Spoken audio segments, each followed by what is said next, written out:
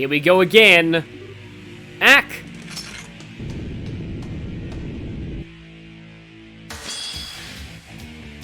Okay, a whole bunch of these guys are coming after us from the start. These are hammer dwarves, as you can see here, and I do have information on this party. I've made the mistake of forgetting information on one of the groups in the past. I made sure not to do that this time. Shrinks foes and delights in what it has done. That almost sounds like a, I don't know, like Pope the Poodle kind of situation of like, we're so evil that we shrink you, and then we laugh about it! Ha ha ha! Okay, well, there we see Petrify putting in work. That thing is essentially dead now. I don't need to worry at all about it for the rest of the battle. I can safely ignore it, or just attack it once and it will die. Oh yeah, I have La Fort on Julia. Just want to see if I can. How weak are you to... Okay, you're weak to space. That's unfortunate. I guess I can try and go for Firebolt EX and see how much that does. And I can also go for Hellgate and Kevin. Okay, that's a relatively solid amount of damage. Of course, Kevin with the Crimson Eye does way more. And let's just hit you. And that's the Shrink attack. Yeah, that inflicts Morph status, which is a status that, like, I'm actually not fully sure how it works. It does sort of reduce your stats from what I can tell, and it also seems to, if I go to Earthwall, just want to check something here, it does seem to shrink the area effect of any of your area arts, and that actually does get to be a huge issue later in the game when there's a later boss who can inflict morph on you, and they get very, very annoying with that. Mostly because, like, again, it cripples your Earthwall abilities. But it does wear off after battle, or just over time, and it also can be cured by, well, any craft that cures status. Now, Mueller and Tita are a little behind in levels, but they'll be catching up pretty quickly. I also brought Tita to the rostrum fight on this file, so that her levels would get caught up to the rest of the party just a tiny bit. Bestia coat already. Although I think the Bestia coat is outclassed at this point. Phew, that takes care of them. Just what were they? They weren't ordinary monsters, at least. They remind me of the prank-loving gremlins that appear in folklore. Perhaps that's what they actually were? It's possible. First skeletons, then armored knights, then ghosts, and now gremlins. This place sure is all about that folklore. Heh, and not the pleasant kind at that.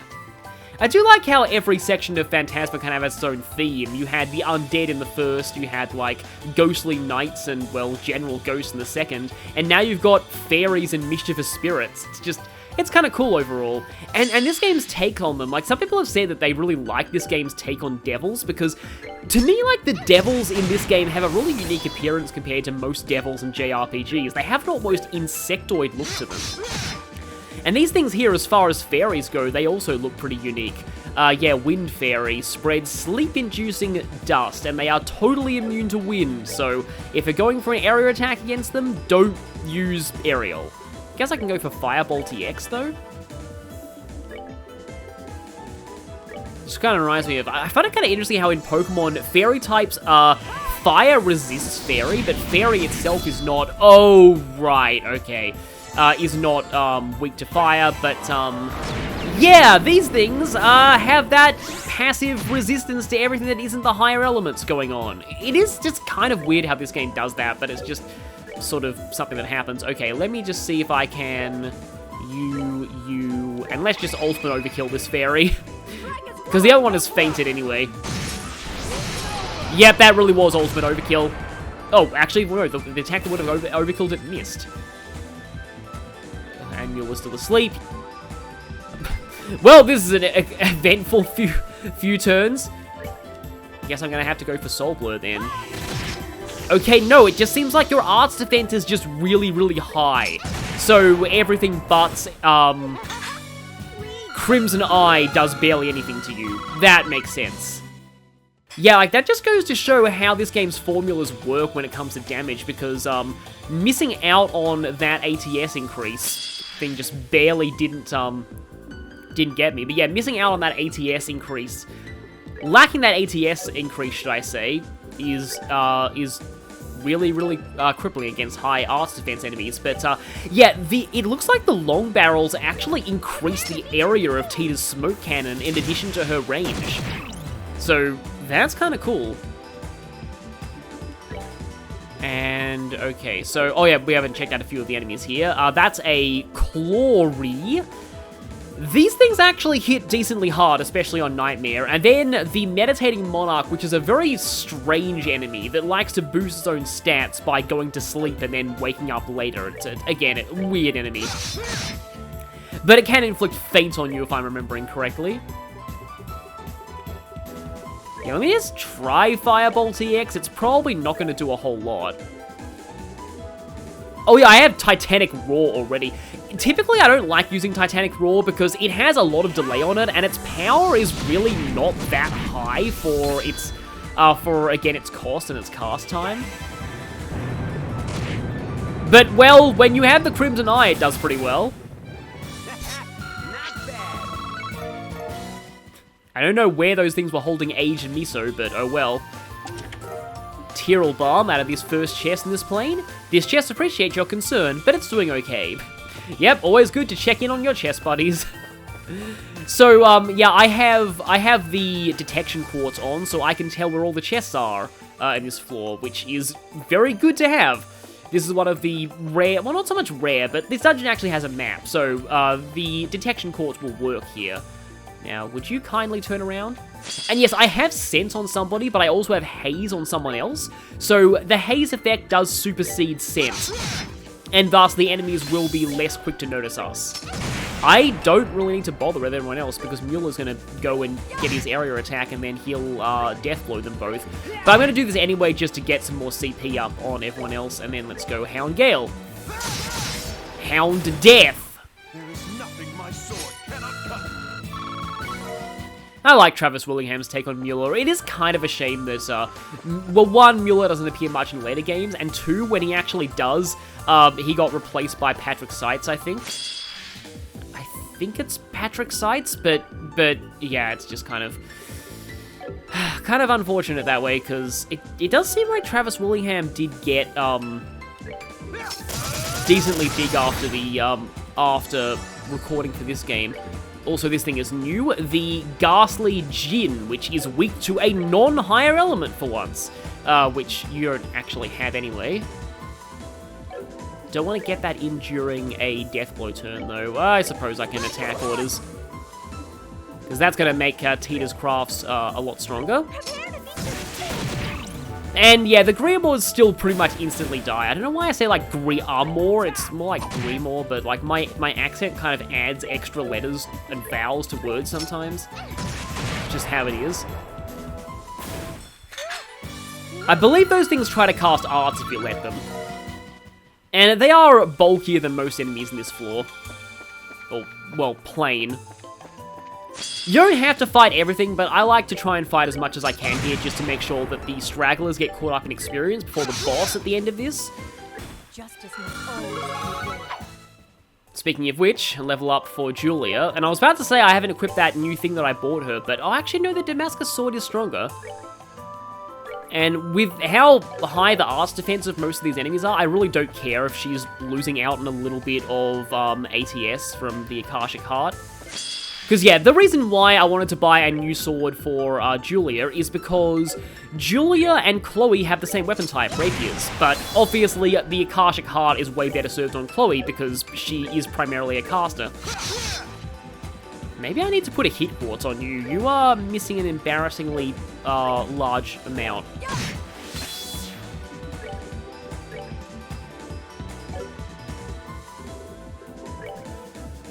I guess Stone Impact will hit both of them. Uh-oh. Okay, it's not on the Death Blow turn, that's good. And guess who is on the Death Blow turn? There is nothing my sword cannot cut. So regarding the voice acting in this game, something that I learned from the XC blogs is that all of the voice acting for Sky FC, SC, and the Third was recorded in one session. even though Sky FC came out in English, I think about 2011, and the rest didn't come out until much later. Anyway, a bunch of secrets in this chest. Did you know? Hal from Gambler Jack's name was originally translated accurately as Haru, but it turned out the official Japanese spelling wasn't that, but Hal. Or Hail, I'm not sure, because I say it Hal because you can get that out of Haru in terms of Japanese. That was revealed in Gambler Jack's sequel. Amar Spirituous. If I remember right, that's actually a very good healing item. Yes, 5,500 HP recovery and cures KO. Definitely want to get that recipe in your log. 21 of 36. And I say we keep it, she said, her stiff tone implying that any other plans he dared to present would be, to put it delicately, stupid. Think of all the history you're abandoning. 50 years. Tiger oh yes! Please not take without permission. Thank you. Remember when I said earlier that we'd be getting a physical counterpart to the Crimson Eye? That's the Tiger Heart. Prevents Seal, plus 200 strength and plus 100 defense, at the cost of minus 100 arts, ATS or art strength, which, you know, Mueller does not care about anyway, so... yeah, the Tiger Heart was so powerful, my controller temporarily disconnected. Yeah, trust me, the Tiger Heart is amazing. You want that on your best physical attackers. In fact, if we get into another fight, Kumo no Tachi, 24 of 36. No, we aren't. That place is mine, and I can do whatever I want with it. And what I want to do is wash my hands of the thing for good. He swallowed another hearty chunk of lamb, then clack went his knife. Is this gonna turn into a murder mystery or something? But yes, that weapon also leads me to talk about something else interesting about the third plane. Yeah, wow, that's a lot of strength on Mueller. Dex minus 10, though. Yeah, you'll definitely need a hit quartz. I have to see where I can fit that in. Yeah, sorry, Tita, but Mueller needs the hit quartz more than you do. Actually...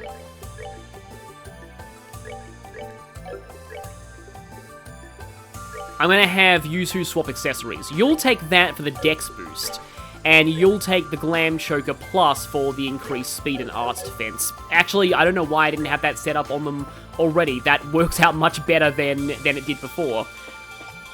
But yeah, the weapons that you find in chests on this floor are actually different depending on who you put in each party. So you'll always get a weapon, sometimes they can even be armor or an accessory, depending on, like, the characters that you have in either Kevin or Reese's party. So here, I got a great sword because I had Mueller here. It's always fun when you get petrification on something that was going to die anyway. There is exactly one weapon that you get that's fixed, but it should be pretty obvious once we get that one. Yeah, I think that's actually kind of cool, the fact that the items in chests adapt to who you brought to which party. And yeah, look at that massive increase in damage. You always want to go for any increase to strength or art strength that you can in this game, because of the way the damage formula works. The higher those stats go, the better. Because, as I keep saying, but I just want to stress it, because that is just how you sum up this game's damage formulas, a tiny increase in strength or ATS equals a massive increase in damage. I always feel like I get the 10% status ailments a lot better than... Like, my chances of getting them always feel much higher than 10%. I don't know why. I really don't need to do that, but I'm just going to just because. Just because I can. Yeah, you'll notice that Tita's damage is going up a little bit too, thanks to her levels. Again, more strength. Are you on exact... Oh, 7. It'd be funny if you're on 1. There is nothing my sword cannot cut. But I think Mueller one-shots those things now. Now I kind of wish that I had Reese around in order to use Holy Blessing on him and get him more CP to use Hound Gale, because with this much strength, I really want him using that as much as possible. Earth Lance works pretty well on these ghastly Jinn. There was something behind you. I couldn't quite see it because of the camera. Alright, what's next? Anyone else used to pronounce that as a Djinn? I know I did when I was younger, and I think my first exposure to the term was reading walkthroughs for Golden Sun in an old Game Boy Advance review magazine. Justice must always be there. Another Bestia coat. That must be the drop of those hammer dwarves. Yeah, also, oh, they drop beast flesh. That is great. Can I make any more swing witches? I can make 3 of them.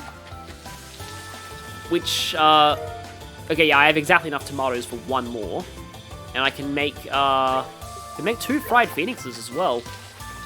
Sometimes it can be useful to have a strength buff as a food item, because, again, using food has a very low delay on it. So it looks like there's nothing on our map in this direction. No chests, but there is a door, so you want to go here anyway. Bring to me the man who talked with his fists, only then shall the door open. Even though they use different descriptions, that's actually referring to the same character as you need for Sun Door 3. So we're going to have to come back once we get that person. In fact, that person, I'll just say, is somebody that a lot of people thought that we'd be getting out of the Grand Cell Arena, but instead we got Joshua. It definitely seems like, for those who are familiar with Sky FC and SC, especially FC, it definitely seems like they're leaning towards you getting that character, I'll just say, from the next Ceiling Stone. But you didn't. You actually got Joshua, and I did kind of like that. It was a surprise getting Joshua that early. Uh-oh. Magic Hammer came down upon his head, and that thing's gone deep in thought all alone. Yeah. For me and many others, Fates has forever ruined that expression. Yeah, Mueller's damage does go down considerably when he's affected by, I was about to call that status Tiny. Okay, that actually does a lot of damage. I mean, these things are fairly fragile, so I don't often let them get their casts off, but if you do, it hurts a bit. Also, that's going to mitigate the damage, though, because 3 of us get fully healed, thanks to the levels.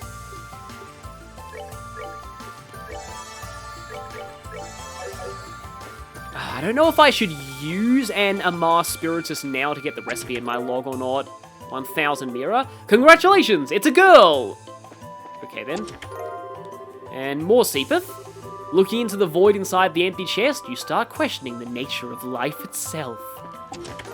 Pearl Earring Plus. Could you spare a tear balm or 2 for these rusty hinges? Huh, I never knew those worked on Rust. So, I believe that's actually a pretty good thing. Actually, no, it wasn't what I thought it was. Prevent Seal, Defense Plus, Move +1, Agile +10. I have heard that the overall formulas of the Evo remakes of the Sky games take more after Crossbell and Cold Steel than they do after the originals. And that means that evasion might actually be viable in the Evo builds of these games. You open the lid, a piercing scream fills the air. You quickly shut the lid and walk away. That reminds me of that screaming book in Harry Potter and the Philosopher's Stone, which is pretty much the definition of a big-lipped alligator moment. It has no reason to exist other than to just scare kids. Okay, this was the one I was thinking of. White Bracelet Plus. Plus 100 ATS. But -1 move, which casters don't care about anyway. As much as I like the Solar Seal, I kind of want to do that. In fact, that's the... He's gonna give up his dexterity if I do that. I really want Mueller to have CP regeneration. Yeah, I'm gonna go for the extra 100 ATS on Kevin. Okay, yeah, I did check that.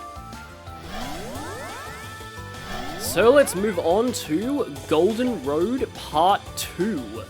This one actually isn't all that long, so like again, these dungeons are not particularly long overall. Chapter 3 is easily one of the shortest in the game, if not the shortest actually. How are we doing on levels? So 106, 104... Okay, how close are you to leveling up? Kind of far. Okay, apparently that was a preemptive attack. I thought that I went, like, into its hitbox a little bit there. 4,000, really? Alright, what's next?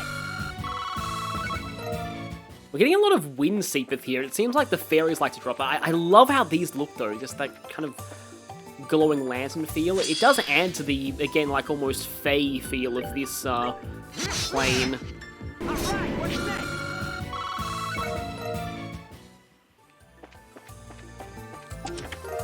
Curia Balm in that chest. Lid creaks. 10,000 years will give you such a crick in the neck. Forget exactly what the delivery of that one was like in the original, but yeah, that actually kind of makes me sad because of Robin Williams passing away, but still, that's a legendary line. Alright, what's next? Skull pendants.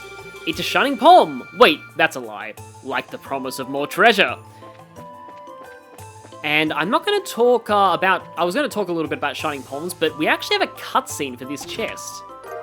Ion bow. What? What's this doing here? What's wrong, Kevin? Oh no, I was just impressed at how nice this bowgun is. I'm gonna get some good use out of this baby. So yeah, that's the one actually not malleable weapon chest. 29 of 36. The son scoffed upon hearing Jubilee's name. His wife always had a habit of biting her lip before playing her ace in the hole, and there was no finer ace against him than their daughter's opinion. And yes, so the Ion Bow is not only is it stronger than what we currently have, its better range increases dex and also increases ATS by 25, so you better believe I'll take that. A well-used jet black bow, clearly well maintained. The implication is that Kevin actually used this bow originally, and somehow an exact replica of it has ended up in Phantasma.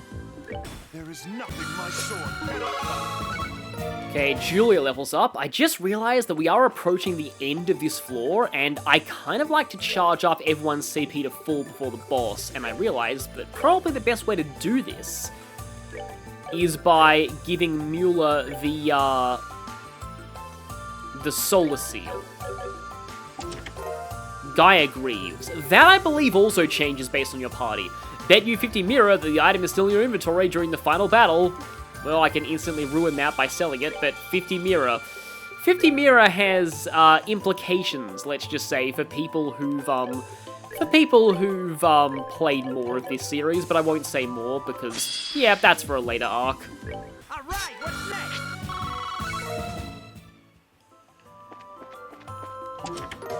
And a bunch more Seepeth. If this empty chest were filled to the brim with food, it still wouldn't be enough to satisfy Reese. I knew it was going in that direction. Alright, what's next? How close are Mueller and Tita now?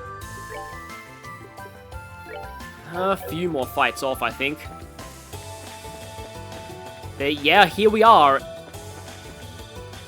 If we go through this hallway, we'll face the boss. But first, let's activate this monument, which will become a warp point, though I don't think we're even allowed to use the cube's warp function at this point. Speaking of the cube, I actually forgot about something important. Yeah, so no cube warp function, but you can select somebody from the other party to act as your support member. And that is useful because not only do we get access to Joshua's amazing speed boosting one, and also Chloe's for the first time, battle HP recovery plus 5%, CP recovery plus 2%. That's only when you actually do recover CP though. It doesn't mean that you recover 2% CP every turn. Defense minus 5%. But it also means that we get to use Reese's remote ability for the first time. Seepeth gain plus 20%, experience gain plus 10%. So, kind of similar to Josette, just with an experience bonus. Justice must always. And that levels up Mueller and Tita. Okay, we can make defense 3 now. We couldn't get those earlier, and since that means easier Earth Wall for people, I'll get those. I don't think we could get HP 3 earlier either. Oh, yes, we can get Action 3. Definitely take that if you have the Time Seepeth available. You know, I need to make more of these just so I can cover my entire party with hit 3s. I definitely have the Seepeth for it. So, as usual, Action 3 is going on Kevin. And I can upgrade everybody's hit quartz. Although I just realized something. It means I have less of a nuclear option in Kevin, but his ATS is already high. If I give the Crimson Eye to Julia, that'll give me 2 solid casters. And like I said at the start of this chapter, we need to have a good mix of arts casters and physical attackers in this fight.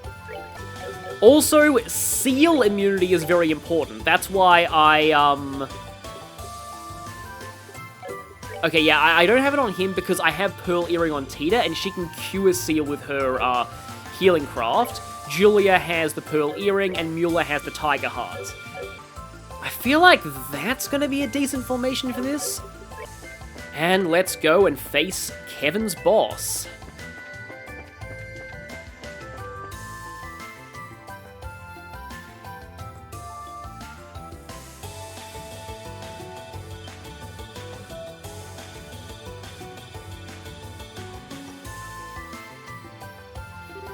Over there! Could that be the exit, perhaps? Sure looks that way. Phew, I hope everything's going well with Reese's group, too. Bah, there go my hopes of just walking. I think we're gonna have to fight our way out of it, though. What? Reese?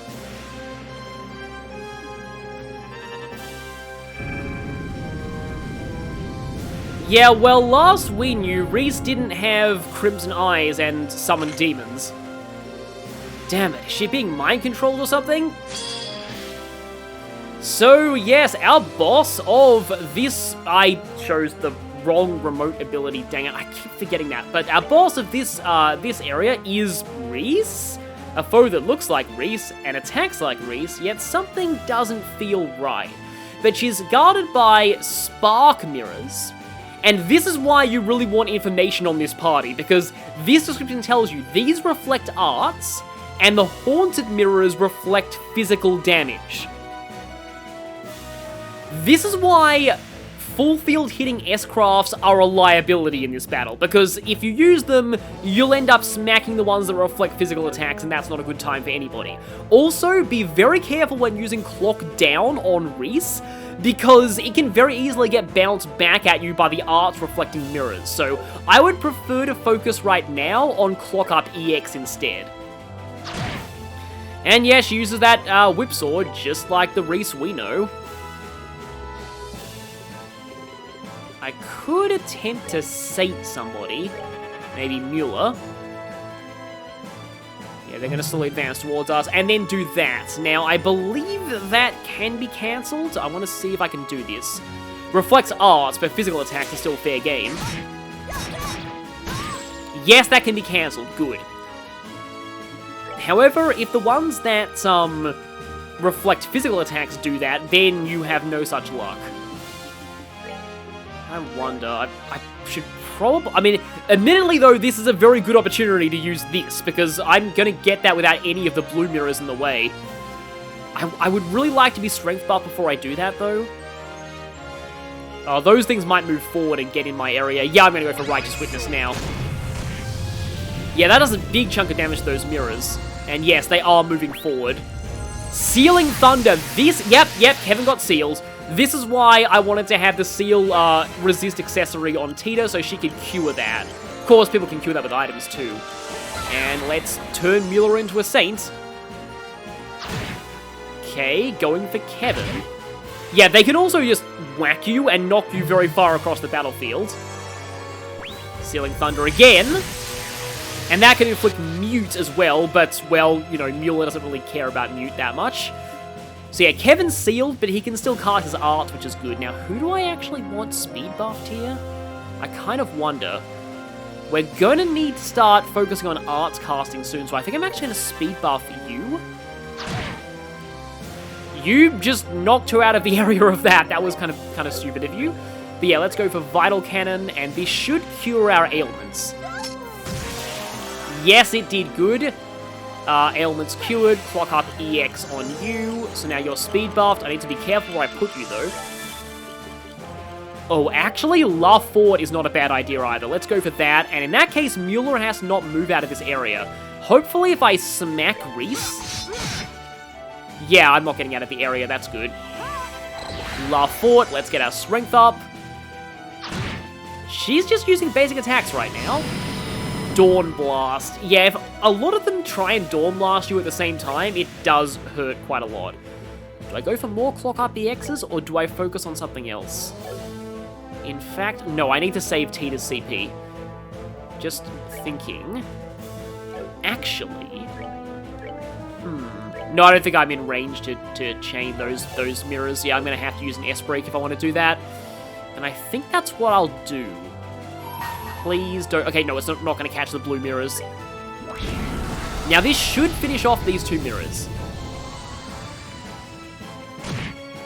I would honestly recommend going for the mirrors first over Reese. They're actually the bigger threat here, and it's more just their sheer numbers.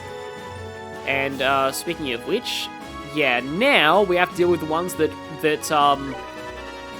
bounce back physical attacks. Please move forward. Thank you.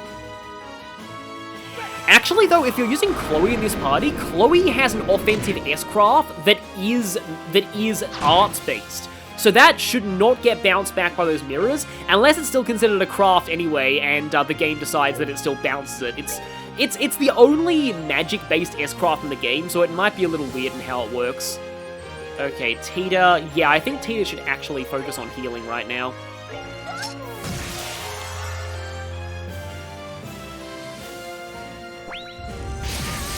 Okay, at least you didn't inflict something bad on her. But I mean, she could just kill it anyway, even if we did. I could.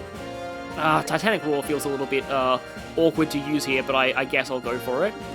And yeah, you are my other arts caster. In fact, you're stronger at casting arts than Kevin right now, so... Let's go for Shadow Spear on the more weakened mirror, while Mueller hits Reese. Okay, I'm kind of glad we didn't finish her there.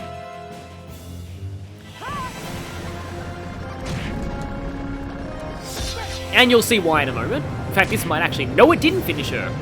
But that is one mirror finished. Yes, she can indeed use Holy Blessing. At the very least, enemies don't really care about CP for the most part, so I'm not too worried about her doing that. It's definitely not the worst thing in the world. Right, let's go for, if I can find it, Earth Lance for the higher damage. And Flare Arrow, because that also does high damage. And again, Tita will just heal right now. I feel like that's the main thing she should be doing. Okay, the mirror's going. What's it doing? Okay, it's going to charge an attack. That's good because these two arts should destroy this mirror. Oh, maybe not. We'll see. It did. Good. So it's just down to Reese herself. And now that it's down to just her... Or is it? It was, in fact, all along, Bootleg Reese from Sword and Dragon, that one obscure gacha game that ripped off Trail's character designs. That's, yeah, kind of a... I found that out via someone I follow on YouTube, and it's kind of amazing that even exists. But anyway, I like to call this Bootleg Reese, and now we can safely use Clock Down on her, because it's not going to bounce off any mirrors. So, speed down, that's going to help us a lot, and...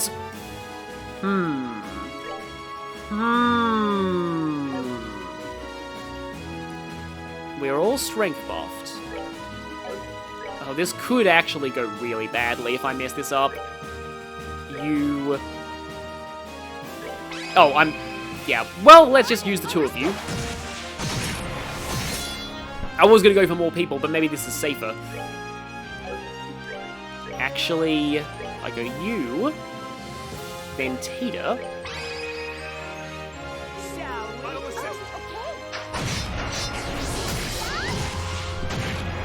Okay, that got her down pretty severely. A couple more regular attacks should do it. In this state, I believe she can use Reese's offensive crafts as well.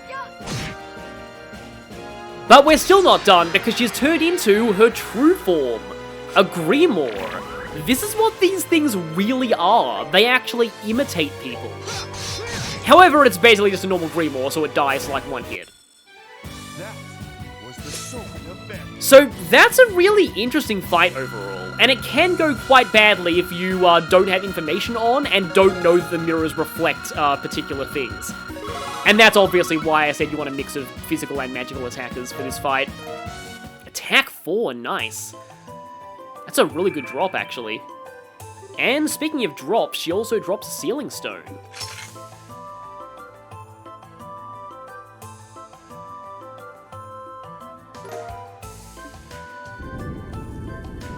And also opens up the way forward. We don't want to go through there just yet, though. Well, looks like that's the end of this trial. Sure came as a surprise to find out that Reese was just a fiend in disguise, though. I mean, it was kind of obvious. They wouldn't actually make us kill our friends, right? Yeah. I thought she was being mind-controlled or something. I've known her for a long time, and if I was fooled, it's no surprise you guys would be. The mirrors with it were so deadly, too. I think it's safe to say that that whole battle was a trap set for us by our enemies. That being the case, I'm concerned for how the other group is faring. We should hurry on ahead. Yeah, let's get ourselves over to that gate.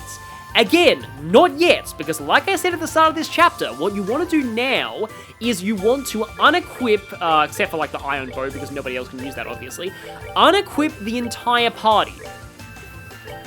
And that way, the next party will have access to all of this equipment. Just realize, though, it does mean that my other party's gonna have to take on their first force fight with no quartz, but, hopefully they're able to do it with their crafts. I mean, Joshua probably hasn't. Joshua and Chloe probably haven't handled. But yeah, there's really no shame in stripping all your quartz off of the current party, especially information if you care about the monster book not having question marks in it. Okay, so with that, I'm going to pick things up next time when we go through the Silver Road as Reese's party and encounter the much worse boss. See you then.